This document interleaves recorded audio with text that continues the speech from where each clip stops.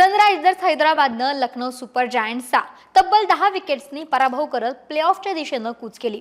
हैदराबादनं लखनौचं 166 धावांचं आव्हान 9.4 षटकात एकही विकेट न गमावता पार केलं। अभिषेक शर्मा आणि ट्रॅव्हिस हेड यांनी दमदार फलंदाजी करत 187 धावांची नाबाद सलामी दिली। हेडनं 30 चेंडूमध्ये 89 धावांची तर अभिषेक शर्मानं 28 चेंडूमध्ये नाबाद 75 धावांची खेळी केली। हैदराबादच्या या दमदार विजयानंतर मुंबईला मोठा धक्का बसला, त्यांची प्लेऑफच्या रेसमधून अधिकृतरित्या एक्झिट झाली।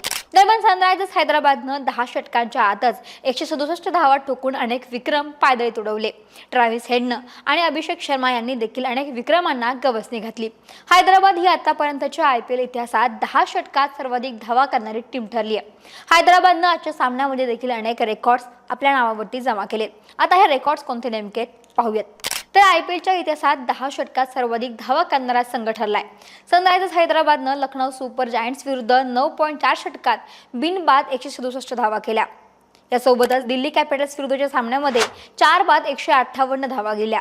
यासोबतच मुंबई इंडियन्स विरुद्ध 2 बाद 148 धावा करत हैदराबादनं रेकॉर्ड आपल्या नावे केला। सनरायझर्स हैदराबादनं मुंबई विरुद्ध आणखीन एक रेकॉर्ड नोंद केला, तो म्हणजे 2 बाद 141 धावांचा। यासोबतच सर्वात जास्त बॉल्स राखून ठेवणारा संघ देखील ठरलाय। म्हणजेच सांगायचं झालं तर लखनौ सुपर जायंट्स विरुद्ध 62 चेंडू राखून विजय मिळवला। यासोबतच दिल्ली कॅपिटल्सनं 2022 मध्ये पंजाब किंग्स विरुद्ध 57 चेंडू शिल्लक ठेवून 116 धावा चेस केल्या होत्या। डेक्कन चार्जर्सनं 2008 मध्ये मुंबई इंडियन्स विरुद्ध 155 धावांचं टार्गेट 48 चेंडूमध्ये राखून पार केलं होतं।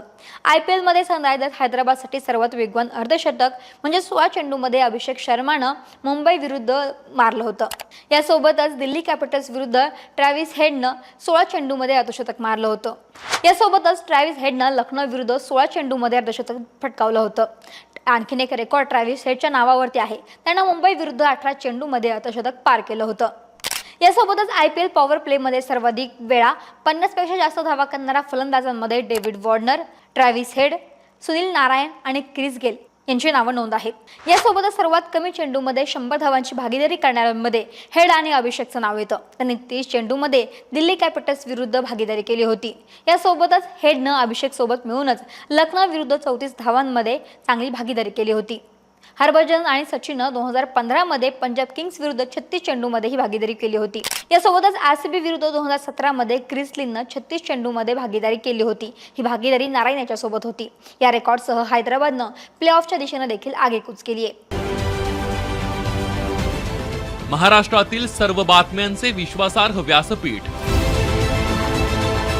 सकाळच्या सर्व सोशल मीडिया प्लॅटफॉर्मला लाईक, फॉलो आणि सबस्क्राईब करा। तसंच सर्व नोटिफिकेशनसाठी बेल आयकॉन प्रेस करायला विसरू नका।